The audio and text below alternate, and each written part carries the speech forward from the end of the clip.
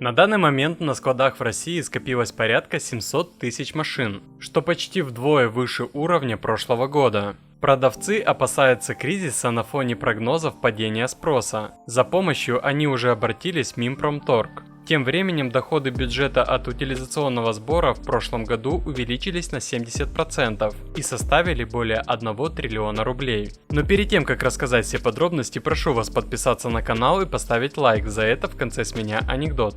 На данный момент на складах российских дистрибьюторов накопилось порядка 700 тысяч автомобилей. Этот показатель почти вдвое превышает уровень начала прошлого года, когда на складах находилось около 400 тысяч машин. Гендиректор группы компании «Автодом» утверждает, что примерно 52% текущих запасов составляют автомобили российского производства, остальное – импортные модели. Директор агентства «Автостат» утверждает, что в наличии находится около 600 тысяч автомобилей, что является рекордом по запасам с 2020 года. Тогда проблемы с логистикой, вызванные пандемией, привели к повышению спроса над предложением. В 2023 году ситуация стабилизировалась, но уже в 2024 предложение вновь превысило спрос, главным образом из-за наплыва китайских марок. Из общего числа запасов 600 тысяч машин, более 400 тысяч составляют автомобили китайского производства, 100 тысяч российские марки.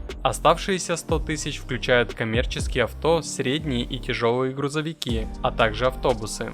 По словам генерального директора группы компании «Автоспеццентр», запасы новых легковых автомобилей на начало года составляют 500 тысяч единиц. При учете объемов продаж в предыдущие месяцы, этого хватит на 5 месяцев. Согласно данным Ассоциации «Российские автомобильные дилеры», в прошлом году в России было продано 1 миллион 690 тысяч новых автомобилей, из которых 53% или 962 тысячи составили китайские модели. Агентство «Автостат» оценивает объем продаж новых легковых автомобилей в 1 миллион 570 тысяч единиц, что на 48% больше показателя 2023 года.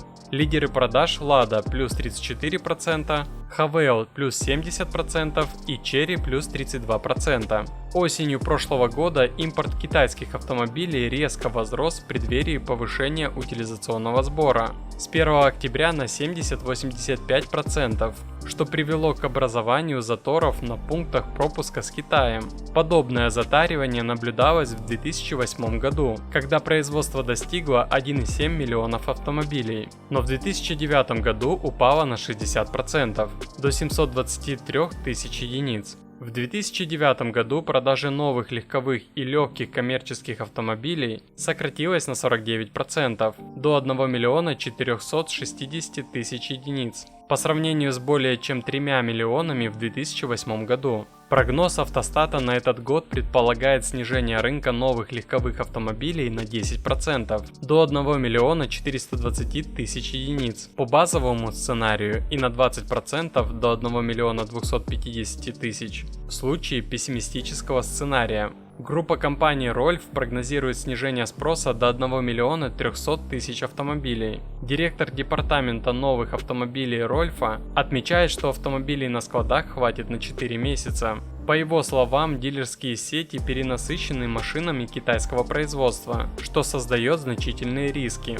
Он подчеркивает, что в России насчитывается 4100 автодилерских центров, оптимистично рассчитанных на рынок в 2,5 миллиона автомобилей. С его слов, многие из них могут закрыться из-за падения спроса. Избыточные запасы оказывают давление на дилеров, особенно на тех, кто использует кредитные средства.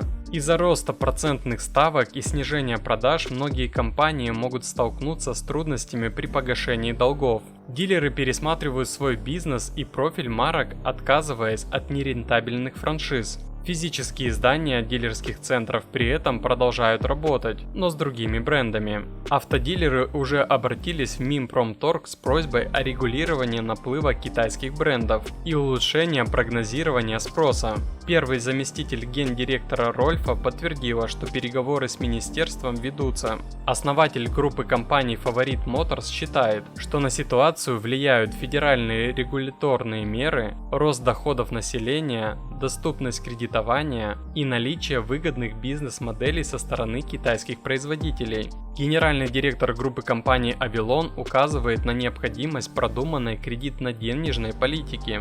Из-за роста ставки Центробанка в прошлом году количество выданных кредитов сократилось на 37%. При текущей ключевой ставке в 21% бизнес-кредиты обходятся по 27%, что серьезно подрывает рентабельность. Высокая процентная ставка съедает маржу, усложняя ситуацию для автодилеров. Тем временем доходы бюджета от утилизационного сбора в прошлом году составили более 1 триллиона рублей, что на 70% больше, чем в 2023 году, сообщает Минфин.